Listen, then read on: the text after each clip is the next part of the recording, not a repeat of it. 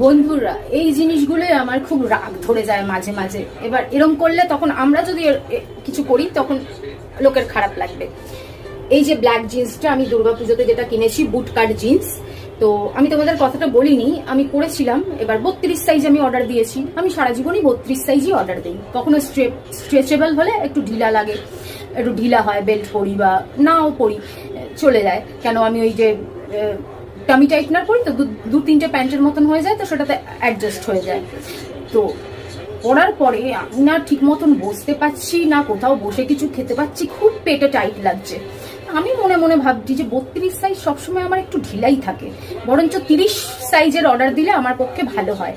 তো 32 আমার এত প্রবলেম হচ্ছে কেন? মনে হচ্ছে না দম ঠম আটকে যাচ্ছে, শরীর অস্বস্তি লাগছে, কখন বাড়ি যাবো, বসতে পারছি না। কিছু রাস্তায় পুজোতে বসে খাবো, বসতে যেন একটু তাক হয়ে বসতে লাগছে, সোজা হয়ে বসতে পারছি না, মানে পেটে একদম টাইট।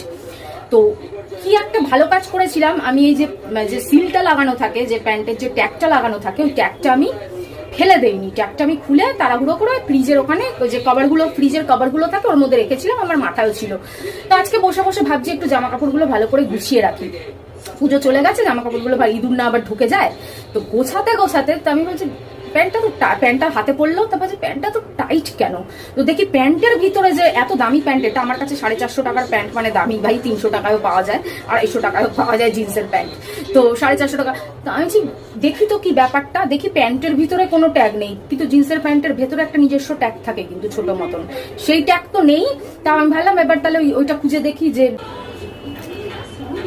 তারপরে দেখি ও কেলো, আমি 32 অর্ডার করেছি, আমায় 28 দিয়ে গেছে। তো এগুলো করলে রাগ হয় না বলো? আমার কি টাকার দাম নেই? এই প্যান্টটা তো আমি যদি একটু স্লাইট মোটা হয়ে যাই, তাহলে তো এই প্যান্টটা আমার ঢোকাতে আমার তো পুরো প্যান্টটাই বরবাদ হয়ে যাবে, যদি আমি একটু স্লাইট মোটা হয়ে যাই।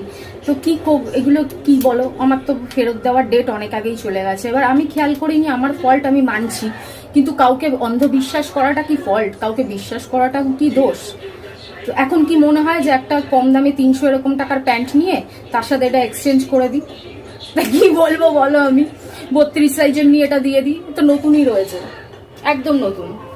কি মানে রাগ ধরে না বলো তো, মানে কি বলবো।